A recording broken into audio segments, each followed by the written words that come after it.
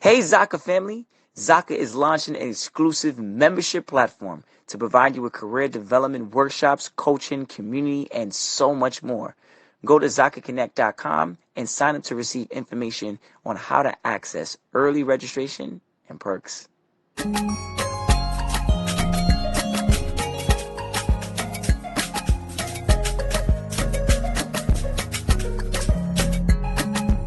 Hello, everybody. This is Paul Herman, the Prince of Motivation and host of Zaka Presents My Journey. We're creating this vulnerable and positive platform where you get inspired and motivated from different leaders from our community. Today, our guest is massage therapist Grace Nguyen. Grace, how you doing today? I am doing really well. How are you? Oh, doing fine. You are our first massage therapist on the show, so it's an honor to have you on. And I definitely want to know a little bit more about it because, that's something that I do on the side myself, going to a massage therapist to kind of work out those kinks. But before we dive into that and talk a little bit more about what you do currently, just give us a little bit of your background, to kind of start us off, like where you from or where's your family from originally? Oh, well, that's a very long story. So I am born and raised in Vietnam, and I didn't leave my country until my late, I'm almost 21 when I came. So, which is almost 9 years ago now. Mm-hmm. And both of my parents grew up in Vietnam, and they still in Vietnam. And they grew up during the war, the Vietnam War in America was. So there's that. And and I just came here for school, and I never left. Mm-hmm. Now you're saying that your parents grew up during the war. Yes, correct. And they stayed there after. Yes, correct. And then you obviously, you came over here for school? Yes. And how was that like transition, like leaving Vietnam and like transitioning to the US for the first time? Was any of your family members here, or were you just coming out here for school by yourself? I have my sister at the time. She was living in Texas, and I have long distance relatives, but we just hardly have any connection with them. But I live by myself for the most part, and then my sister, by herself. So there wasn't like hardly any support system when I first came to America. Mm-hmm, mm-hmm. Now, for some of the listeners, they might be questioning, like, where is Vietnam? So could you speak a little bit more about the Vietnam, where it is, and also about the culture of Vietnam? I think most American people are gonna very familiar with Vietnam. So we in Southeast Asia, and we are right next to China. And my home country, half of the country is covered by the Pacific Oceans. I think that's, Atlantis. I don't remember what ocean is it. And we are a tiny little country, but we are small and mighty, and it's a happy place overall. Mm-hmm, mm-hmm. And what is that culture when you were growing up? Like, what is that? What was like a life growing up in Vietnam? It was a really diverse experience as a child to like entering the adulthood, because when I born in 1992, which is the country is still recovering, mostly already recover from the war. Where I came from, there wasn't a lot of impact of the war where I came from, which is Saigon or Ho Chi Minh City, like a lot of people know these days. And the country was still trying to, building itself. So it was a little bit harder growing up as a child, like financially, or things wasn't safe. There was a lot of violence and drug related in the area that I grew up. However, as older I got, the country get better, and mostly by the time I left Vietnam, like you will never know there's a war ever happened where I come from, ever. It's a beautiful, well-developed, very lively city, and it's just a wonderful, wonderful place to live. Mm-hmm, mm-hmm. Now, with that culture growing up, it was just, you said your family is from Vietnam. You came over here to the U.S. When you made that transition and you were obviously out here in school, did you see a lot of Vietnamese in the transition, or were you like the only one in your area?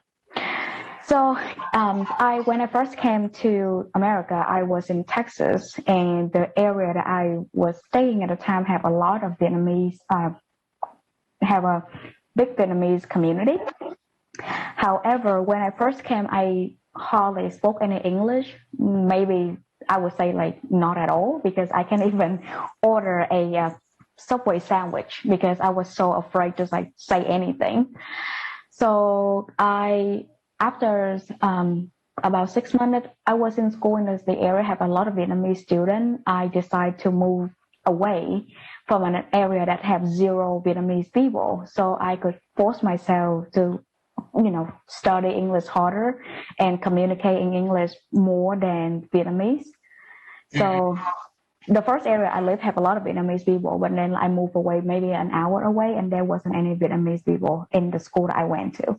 And how was that for you, that transition, like not being around people that spoke like you, speak your culture? Like, how was that?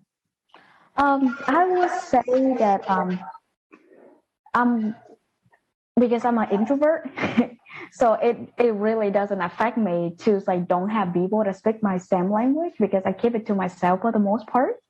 And I actually really love it because I got to like immerse myself to a different culture, and just have to learn to be comfortable with the uncertainty, because that's the only way that you could really learn about something. Like be comfortable with the uncertainty and the unknown.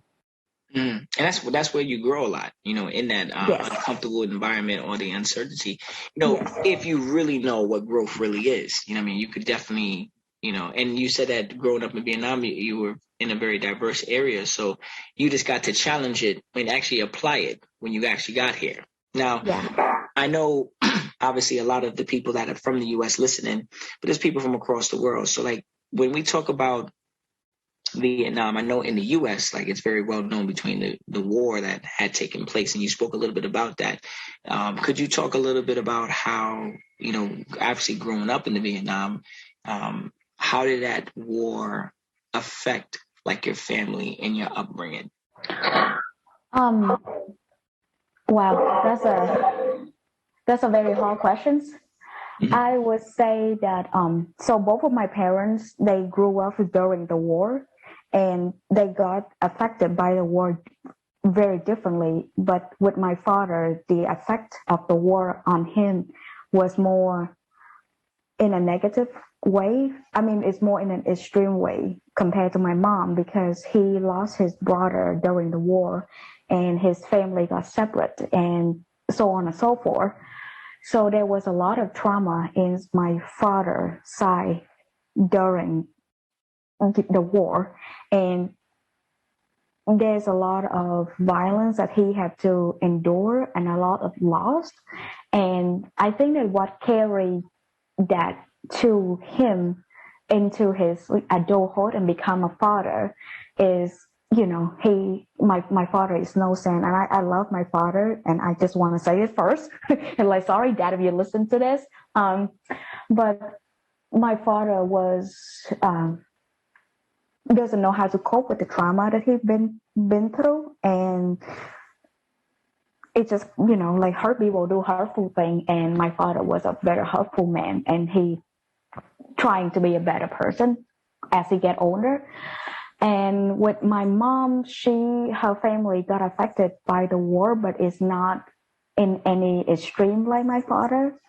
Neither of them have high school education because, it's the war and they have to run away from the war. But none of my mom family side was killed or lost during the war. So my mom is a different person compared to my dad related to the war. Sorry to hear all this, that.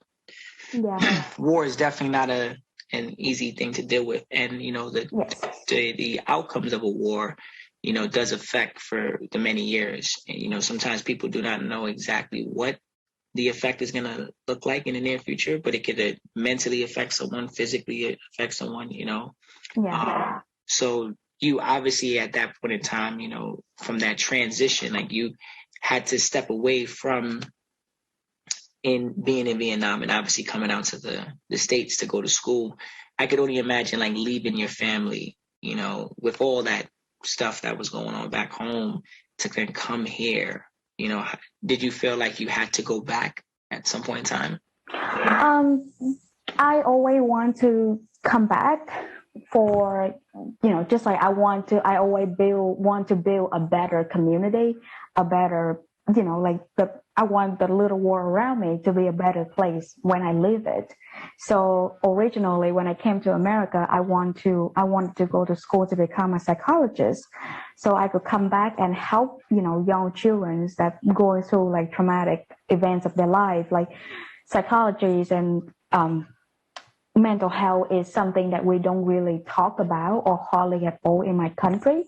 And grew up in I would say my family was very broken and not being able to having any like healthy outlet with my emotion and my mental health impact me as a young person tremendously.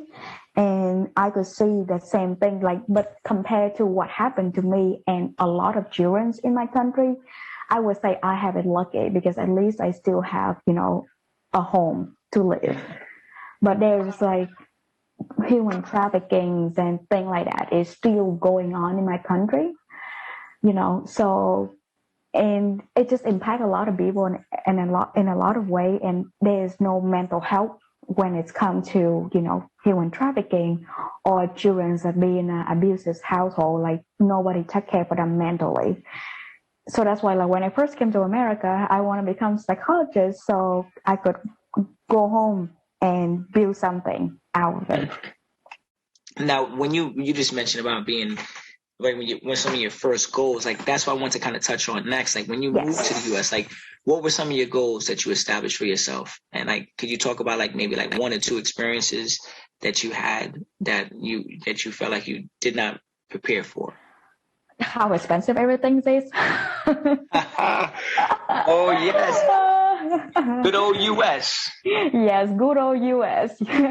How expensive everything is the hardest thing. And, so for somebody that came from the other side of the world, so the direct translations of the U.S. in my language, which is called Hoa Kỳ, which is the country of flower.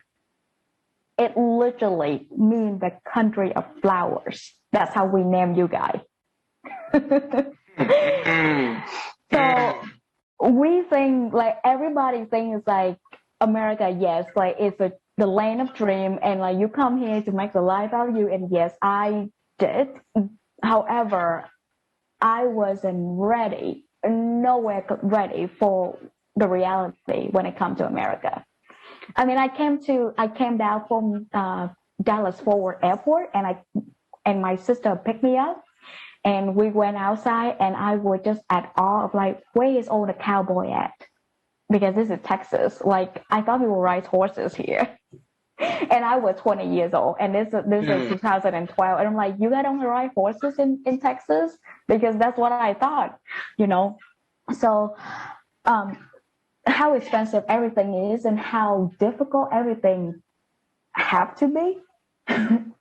Because in my country, they're just like rules and regulation is not really a thing. As long as you have money, you have power, I mean, it ascend that way here in America, but you have to have a lot of money to have a little power. But in my country, no matter who you are, as long as you have money, you would have power to like get your way in life. Even like going to the DMV and get your driver license, you're gonna get your driver license faster if you pay somebody. Oh wow! Or like you could, instead of wait for your passport for a month, you could get it by 5 o'clock if you pay somebody. Yes. Wow. And it's sad that obviously if you're not privileged enough to make enough money to have the excess money to do these things, you then have to wait in line. You then have to kind of wait months to kind of, get, like you said, like your passport or something like that, which is Yes. it's sad. And obviously there's things like that in the US as well too. And I think everywhere within the world there's money, obviously, people always say it makes the world go round. It's obviously a tool, but it's also a way to kind of pigeonhole people. Yes. And if you don't have enough income coming in, it could affect you in the many years to come, Yes. So yeah. it is a struggle. And I know that obviously when you came out here, like, going to school, getting your first job, what was like when you look back, like who did you look up to help you through your journey when you moved here? My mother. There's no doubt. Every time when something happened to me, I always ask myself, what would my mother do in these situations? What my mom gonna react to these situations? How my mom gonna treat this person if it were her? And it's always come back to her, because my mom, she's a living angel, and her strength has come from her compassion and her ability to forgive and love people truly, regardless of what they do. Truly, regardless of what they do. Even the person that abused her, the person that literally crucified her whole life, she still kind to that person. She still loves that person, and it's just her ability to love regardless of no matter what. It is what saved me from time to time, because I spent a lot of years in America and go through a lot of tough time, and there's a lot of times, like life happen and it beat you down, it keep beating you down, and you want to be, sometimes it's easier to be angry and to be mean or to be hurtful, but at the end of the day, like, it will never be the answer. And I'm feel thankful that I am who I am, and I still chose to love people and being compassionate with people. That's why I get to where I am today. Like, I don't think there's anybody that make it in life by themselves. No one does. Even when they do, they want to think that they do, but it's not. Like, we all have some type of help. No matter how small it is, we still have some type of help from people. And maybe directly, no, but indirectly, like the kindness of one person gonna give you the little motivation to keep going one day, and somebody else, but then that have to come out of you first. It's like that love, that compassion, that kindness have to come out of you first, and then the world gonna come back and give you the best of it eventually. So my mom is the person I look up to, and I live my life. I try to live my life the way that my mom does. And I truly believe I am where I am today because of that. It's good that, you broke that down about how influential and important, inspiring your mother is, especially in a transition of moving from a distant country to another country. You definitely need to have like your feet, kind of planted, because you could come here and get lost. Yes. Especially being in the big apple, as that they would say, or just being in the States, things move a lot faster if you don't know how to speak the language. There's going to be a lot of, and I'm not even talking about like the language, like English in a sense, but like the language, the culture of how people move out here. You could definitely get lost. Speaking of those tough times, like what was one of the biggest obstacles that you overcome when you first moved here? I mean, like, in a really, really long story and condensed to short, I dropped out of school and I never finished my college degree. And for several years, I was extremely lost and confused and angry at myself because I wasn't live up to my potential. And I was working at a nail salon for 6 years, which is like a very typical way for Vietnamese community to make a very decent income. However, it wasn't my calling. It wasn't my talent. And a lot of things happened in my life, and I spent several years travel by myself and just like soul searching kind of deals. And I would suffer a lot of pain, physical pain, emotional pain. And through those journey, I found my way to become a massage therapist because I feel the effect of how the pain, the physical pain could affect your emotional, but how your emotional pain could affect your physical pain. And those days and like those experience brought me to make a decision to go to massage school.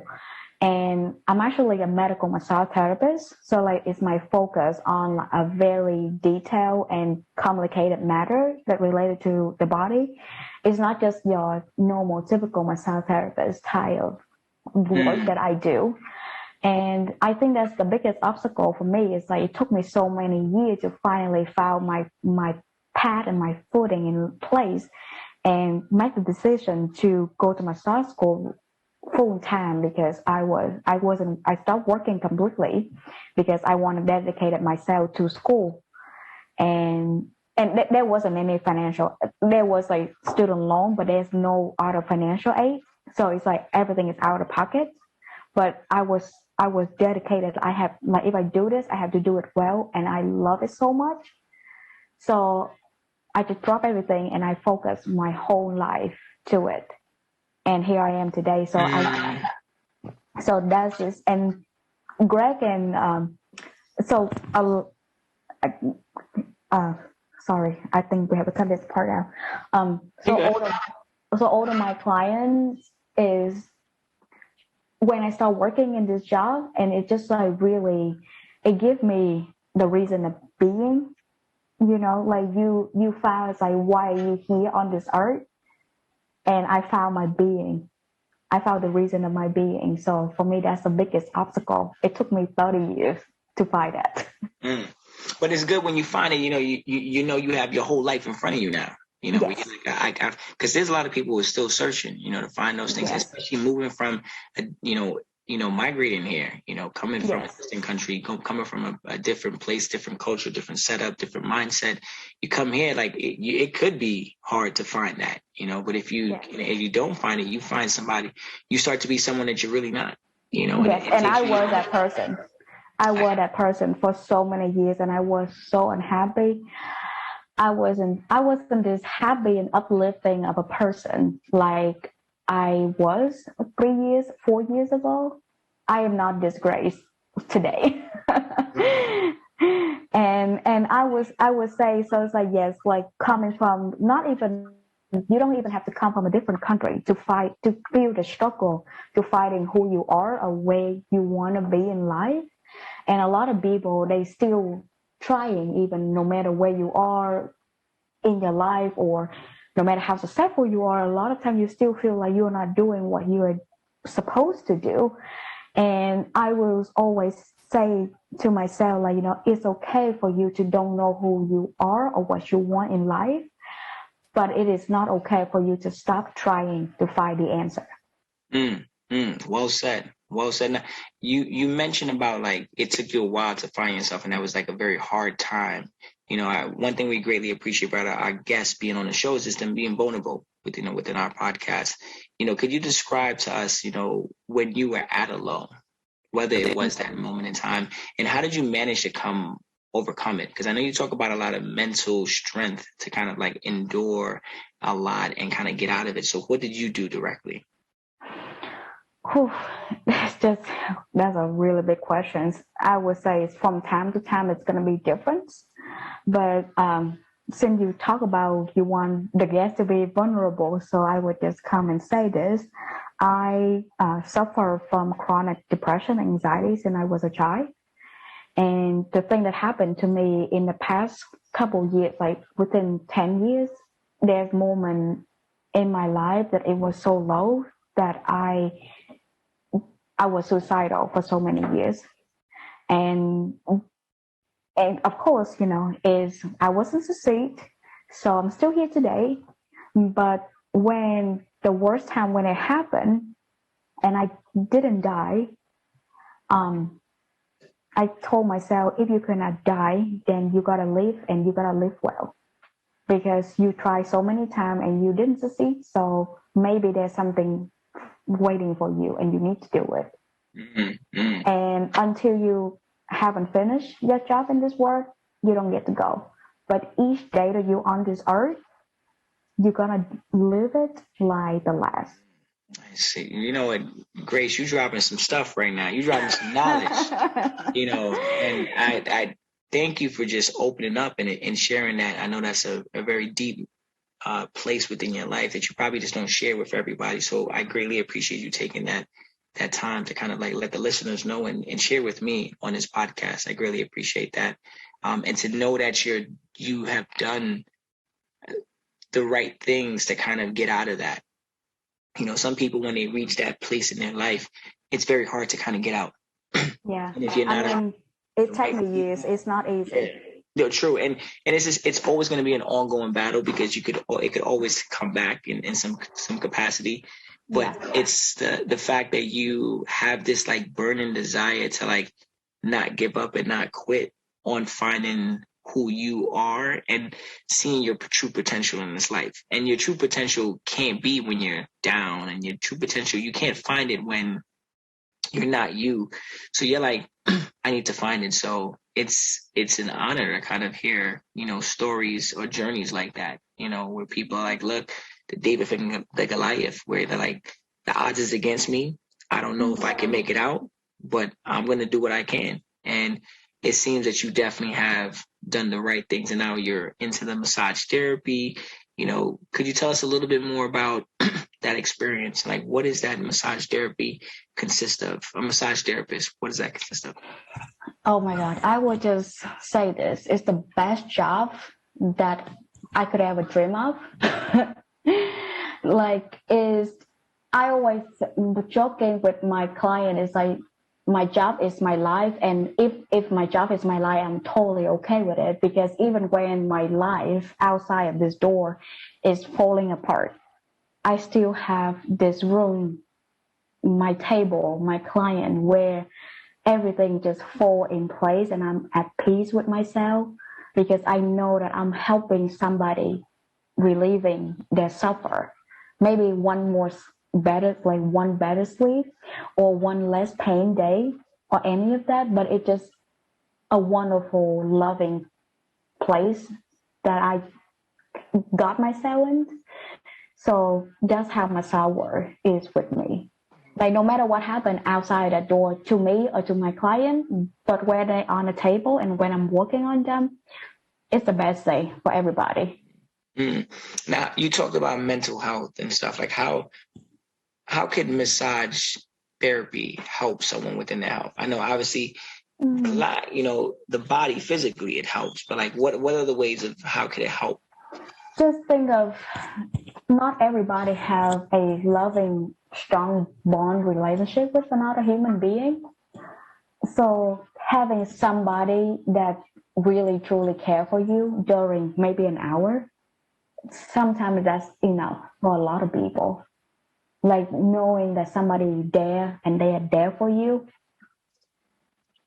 But also, like, it just also is relief on the tension in your body that will increase, like all the good hormone in your body, and that will help you to feel better. I don't think I ever have a client that they don't feel better at the end of it. Mm-hmm. But also sometimes like, people just lie and lay there and talk about the problem, and I may not say say anything, but the act of being able to like say whatever they want to say in a non-judgmental environment, for a lot of people, that is all they need. And you mentioned about how, when your patient is on the table, it's a win-win for both individuals. Like, what brings you the most joy and satisfaction in your career? So with my work, I got to see my client like every week or every other week or every month. So I would say the progress that they make in their life. So it's like a lot of my clients, they will not be able to sleep at night because of the anxiety or some chronic pain in their body. They just can't sleep well at night. And that alone will affect how they function during the day, how they live their life. So for them, like helping them, like, be able to like sleep better and function better. I think that obviously when you're helping someone, it is satisfaction, at the end of the day. Like you can't deny the joy that comes from seeing someone saying thank you in a very organic, genuine way, because you actually took the time to like work on their body. And our body's our temple. And obviously our mind is another thing as well too. So like you're able to kind of touch on several different places when you are working with somebody, which in turn helps them to release, which in turn brings out that tension that they probably were holding on to. And then, they don't even know that it was there. They're like, whoo, that feels so good. It's like going to a chiropractor. Obviously, it's totally different. But, a lot of times when I talk to my friends that go to chiropractors, they're like, oh, yeah, they kind of like align me back again. And I feel a lot better. It's kind of like you're definitely like that pit stop on a long journey, But people are blessed to have several pit stops with someone like yourself. Now, there's several therapists out there, and pain relief, stress on the body. Can you describe the difference between like sports, massage, and the deep tissue massage? Like, what's the difference between like the various different ones? So, a sport massage is like more of a injury related kind of massage. So like people that play sport and like, they have a specific injuries, and like it's a more rehab process that we just focus on that one problem or whatever problem that they have. Deep tissue is actually more like a modality, and is like a technique or like a way, and then that could apply all over your body. But with sport massage, it's more focused. Let's say like, you tore your rotator cuff, and you go to PT, you go to physical therapist, and like, you get your shoulder repaired and everything. You got all the movement down, but and then like there's a lot of like scar tissue build up, and like, like your joint doesn't move properly. Which other professions, because of their scope of practice or insurance related issue, they're not gonna sit there and work on your soft tissue, but like your joint, your bone surrounded by your muscle. So if your muscle is very stiff and covered with scar tissue, then you're gonna need to go in there and break that up and like move it, and like do different things to help it move better, to help the person recover faster. So that is sports massage. And with the deep tissue, it's like it's just more generalized kind of term. Mm-hmm. Now I know something else that's been very popular with a lot of my closest friends is cupping. I know it's another form of therapy. What is the benefits like when it comes down to cupping? Like, what would you consider the benefits of doing that? So cupping have a lot of different benefits, but for me, I like it. The reason why I like cupping the most is like, just like the lifting effect of like, imagine your body is covered by fascia, and fascia is a connective tissue, and it's like a burrito, and it's surrounded all around your body and connected everything, right? And it gets really tight, and it's all connect, and it got very tight. And with cupping, so with massage, with just like manual tissues manipulations, it's more like a pushing, pressing, depressing type of technique, right? But with cupping, it's just like, imagine like lifting the spider web. And then when you do the lifting motions, like it would stretch everything out, and now they're gonna have more room to go. Or like a lot of times, like in an old injuries, like the scar tissue and things like that, like cupping will move the fascias a lot better compared to like, just manually moving it with, friction, which is like just using your finger to do that motion. Mm-hmm. Because I can see a lot of the cupping style is very big. A lot of people, but it looks very painful. I'm not gonna lie. It's not really painful. It depends. It depends. It's also the same goal with, like normal massage technique, but also it depends on the area of what's going on with the area too. So it's like if you have like an ongoing inflammation and pain, ongoing pain, inflammation that's already happening in the area, the pain signal in the area only like on constantly, and everything become like, like if you a touch of a head would make you feel like somebody stabbed you. So the same goal was like, like if it's in an area that there's nothing going on, the cup not gonna hurt you that bad at all, or like it feels pretty good. Most people love it only in the area that there's really something going on that has become painful. Okay. Well, great job of breaking that down, because I know that's something that I see myself, and I'm always questioning, should I even do it? But I'm like, when I see the red spots, the dots on people's backs and arms and legs, I'm like, you know what? I don't know if I want to walk around with like polka dots out here. But I know this, as long as I got a turtleneck on, I'm fine. But it doesn't have to leave a mark. If they move the cup around, like you could like actively move the cup around.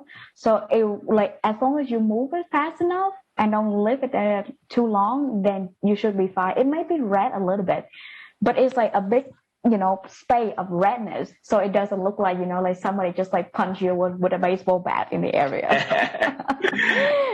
True that. Now you're successful in what you do. And I know that through time, you talked about your journey, and it took you years, and you had limited amount of guidance, but like, what inspires your determination and your drive or your motivation to be successful in what you do?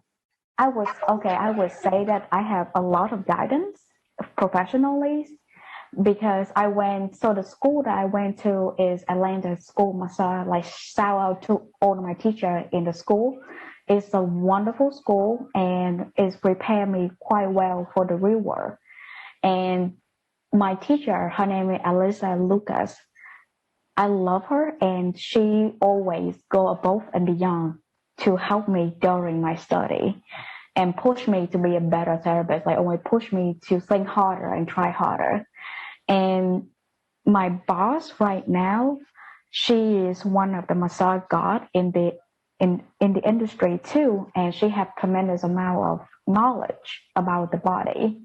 So I do have guidance, and not that I could lean on it all the time. I'm on my own for 2 years now, and sometimes I'm gonna step back and asking questions. Like, you always have to learn, right? And that's my motivation, just like always want to learn and be better. But my main motivation to improve myself is just my clients, because everybody come in to the door with different problem. Every single body is different, and I have to deal with it differently. And with the same person, the same problem, but in a different day, it will present itself in a different way.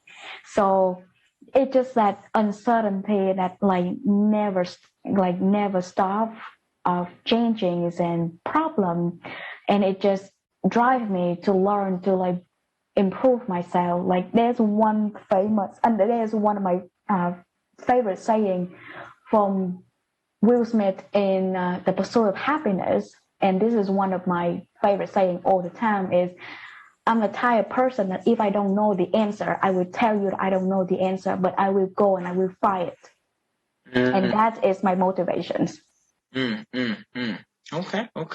Now, what is an ultimate goal for you in your field right now? Like, obviously you've accomplished a lot. Like, what's the next thing for you? My next thing for me is I want to become a teacher one day, which is my one day. It could be like next year or a year from now, or 2 years from now, or 5 years from now. But I really want to teach and to inspire the younger generations, and to inspire them to be better, and always striking to be never stop loving the job, and never stop evolving themselves to be a better therapist to help people. And I think that's my ultimate goal in the field. Mm-hmm. And this is something like a long-term goal of yours, or is it something that you're trying? Okay, gotcha. And what is something that you would say is your proudest moment in your career so far? I never really think of it. I just never really think of it. I would say my proudest moment is seeing my client come back every week, every other week, and every month. And even as a young therapist, I just came out of school 2 years ago. I have people that I met when I first started my job until this day. For me, that's the proudest moment. Mm-hmm. That people still trust me and still believe in what I do. That's very important. I think that, some people might, classify or put it towards like a monetary stuff. Like, oh, I just bought myself a new house. I got my parents in here, but you are really like deep into helping other people. And I'm realizing that through our podcast. And I feel like, I could definitely relate to you because I feel, when I would say you're not an artist until you give back. But I feel like a lot of my blessings, and it seems like a lot of your blessings have come because you're always willing to help and you're in a field to help and you do it at the best of your ability. It's not like you're like, oh, it's just a job. You're like, no, I'm changing people's lives. Like I was put on this earth to do this and I'm going to, do it to my best of my ability. So the vibration I'm catching from you from this interview is serious. So I want to tell you this. I don't think that I changed people's life. I always think that whoever coming to my door and like trust me to work on them, they have been suffer, and I want to take that suffer away. I don't want to change anybody's life in any way. Like your life could be the same, and I will not know how your life would be. But for me, like I know that you've been suffer, and I know that you've been looking for that relief. I know that you want to feel better, and you trust me enough to come here. Not only spend your money, but you spend your time, and you give me your trust. Like it's a very vulnerable time for people to like be on the table, with their clothes off and then like, with all their pain, and they have to like, especially as a man, to tell somebody like I not be able to function in this way like I used to be, so on and so forth. There's a lot of trust that they give me. And for me, it's like when you trust me that much, and you will suffer like, oh, and I want to like do my best to take that suffer away, even the smallest of it. For me, that is what important. It's not about, I don't think I could change anybody's life. Like they could feel better and they go and they change their own life, but I don't change their life. True. Yeah, you do things to help them think about that. Like this is like, there is a better way of doing this. Right. And there is a better way of me staying in shape. There's a better way of me mentally taking care of myself. And through consistency leads to victory, So with your clients constantly keep on coming back, they're constantly getting stronger, smarter, more knowledgeable of their body, their mindset, and what their body and their minds could endure. So in a sense, the change happens over time because you do a wonderful job of helping them. But I get what you're saying. You're like, I'm not the one who acts. They still have to do the work. They still have to show up and stuff. And something I want to ask you. One of my last questions here is like, what advice would you give to a young child who just moved from Vietnam, who hears this interview and wants to follow in like your career path? Buckle up, buddy, because this is gonna be a rough ride. Yep, you're right about that. It's gonna be a rough ride, but I would say as long as you do everything with 100% of your ability, 100% of your passion and drive, do or do not, there is no drive, and the rest just leave it to the world. That's all I could do. Like you can't control anything outside of yourself, but you could control what you do, and you do it with 100% of your ability. Mm-hmm. Whatever happens, happened. It's important that you obviously do it to your fullest potential. You never want to look back and be like, I could have applied myself even more. And I think throughout your journey, you have definitely applied from top to bottom. From growing up, being a young girl growing up in Vietnam to, coming out here to the States, going to school, working, you're having this business right here. Like you definitely are very, these words that you've shared tonight have definitely been very inspirational. And I want to thank you again, Grace, for sharing and obviously again, opening up, because that's always a thing that we're trying to promote here at Zaka, is just having this vulnerable and positive platform that both the listeners and also our guests feel comfortable sharing, so I thank you for doing that earlier. Thank you for having me and giving me this platform. Pleasure's all ours. And I want to let the listeners know, if you want to hear more inspirational stories like Grace, please check us out on ZakaConnect.com. Follow our social at Zaka Connect and follow our feed, Zaka, wherever you listen to your podcast. Thank you again, Grace. Thank you.